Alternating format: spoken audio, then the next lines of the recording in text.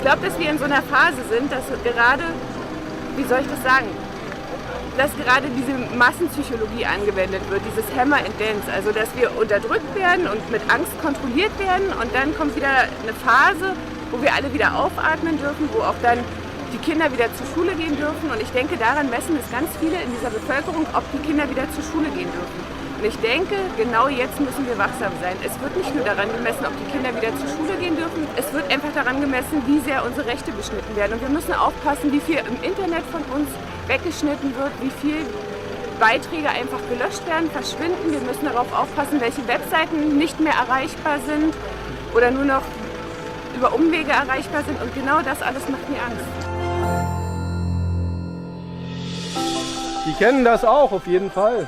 Das ist Teil Ihrer Ausbildung. Aber Sie haben natürlich auch Dienstanweisungen. Vielleicht sollten die Kollegen diese Dienstanweisungen auch öffentlich machen. Dann könnten wir darüber disputieren, wie es in einer Demokratie üblich, sinnvoll und notwendig ist. Ich bin in keinster Form Extremist. Ich würde sagen, dass ich halt einfach für meine Rechte einstehen will und ich kenne auch meine Rechte und ich weiß auch zum Beispiel, was Freiheit ist oder Unterdrückung und so. Und wie man hier gesehen hat, da waren Leute aller Kategorien vorhanden. Also ich habe jetzt nicht gesehen, dass hier ein extremer rechter Aufmarsch war oder ein linker Aufmarsch oder sonst was, sondern alle Bevölkerungsgruppen waren hiermit vertreten, indem die sich hingestellt haben und halt für ihre Meinung eingestanden sind. Ja, und das fand ich halt sehr klasse, dass man jetzt nicht unter Hautfarbe oder politische Richtungen irgendwie so die Leute irgendwie getrennt hat, sondern die Leute sind gemeinsam auf die Straße gegangen für ihre Rechte.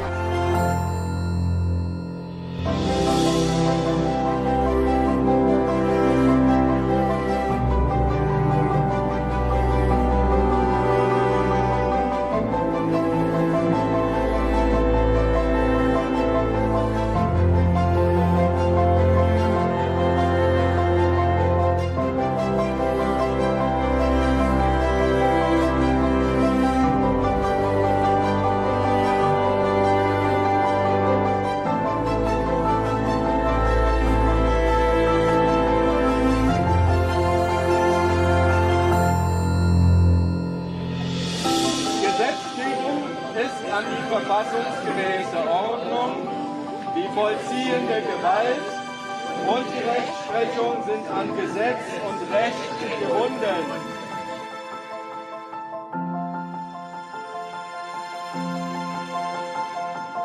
Gegen jeden, der es unternimmt, die Ordnung zu beseitigen, haben alle Deutschen das Recht zum Widerstand, wenn andere Abhilfe nicht möglich ist.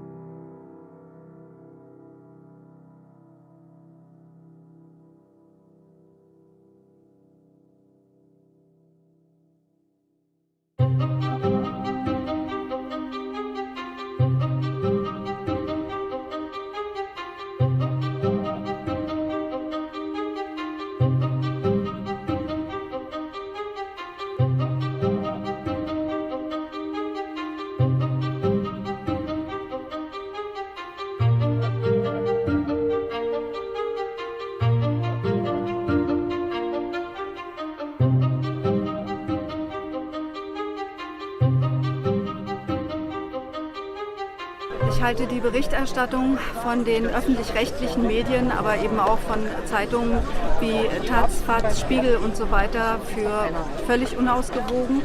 Ich halte es eigentlich gar nicht für eine Berichterstattung, sondern eigentlich für eine Meinungsäußerung, weil es immer sehr tendenziös ist und sehr wenig Belege dazu genommen werden und weil es eben auch nicht neutral ist. Und ich finde, wenn man uns erlauben will, ein mündiger Bürger zu sein, dann brauchen wir Berichte und kein Framing. Ich mache es immer so, dass ich mich in den Medien, in den öffentlich-rechtlichen Medien informiere, aber eben auch in alternativen Medien informiere.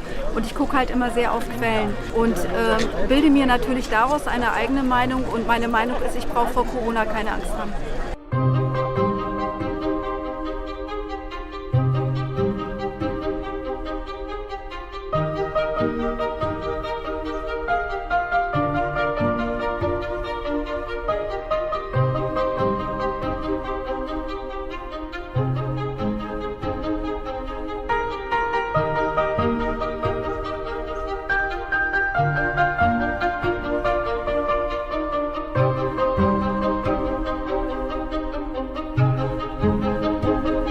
Gott mich an die Scheiße.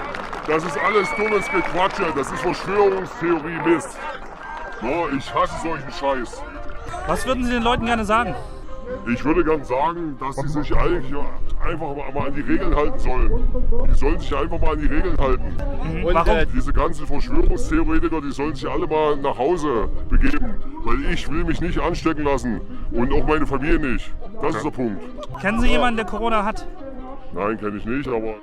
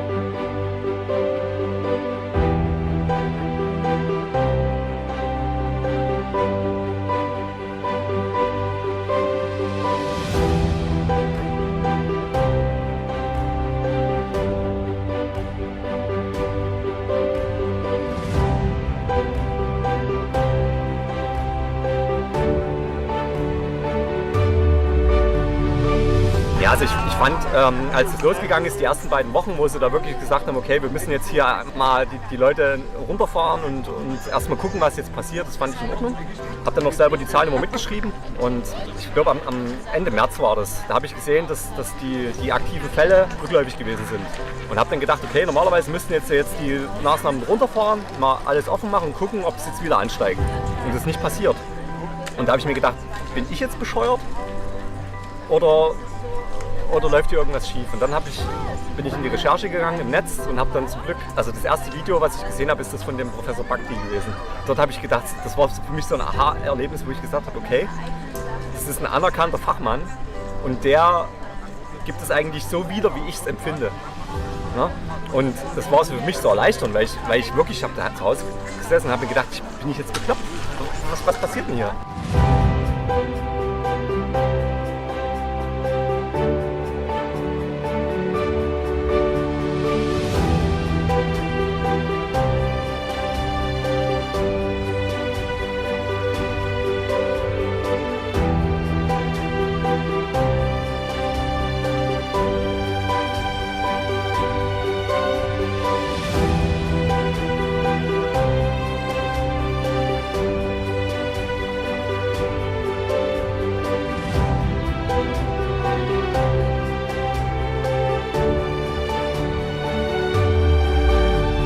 Blinden haben kein Gespür dafür, wo die Grenze ist, die man nicht überschreiten darf. Ob es noch Tag oder ob es schon Nacht ist, hört der Weg, den man geht, hier auf oder geht er noch weiter? Wir sehen einfach nicht die Grenze. Ich weiß nicht, wer böse ist und wer es nicht ist. Ich habe kein Gespür dafür, wie weit ich gehen kann. Ich sehe keine Grenzen, kann nichts unterscheiden. Ich habe nicht mal ein richtiges Gefühl dafür, ob ich noch lebe oder schon tot bin. Bedenke immer, dass es bei mir auch die Kehrseite gibt. Wenn ich von den Schmerzen schreibe, dann näher ich mich dem Licht. Warum sollte ich auch die Dunkelheit verneinen? Setz ich mich mit ihr nicht auseinander, kommt sie noch stärker zurück wie eine Mutter für die Kleinen. schuftet wie ein Schwein und lächelt in Krisenmomenten, egal wie schwer sie auch sind und wie die Jahre so vergehen. Irgendwann bekommt sie eine Krankheit und das heißt, das hat sie nicht verdient. Ist kein Wunder, wenn man weiß, wie es wirklich für sie ist. Sie freut sich über jedes Küsschen und zieht sich in die Küche zurück. Wünscht sich vielleicht auch mal eine Blume, einfach so, nicht nur an ihrem Geburtstag, sondern weil man ihre Leistung lobt. Möchte vielleicht auch mal Ruhe und alleine sein und nicht ständig untergebuttert werden in den Streitereien.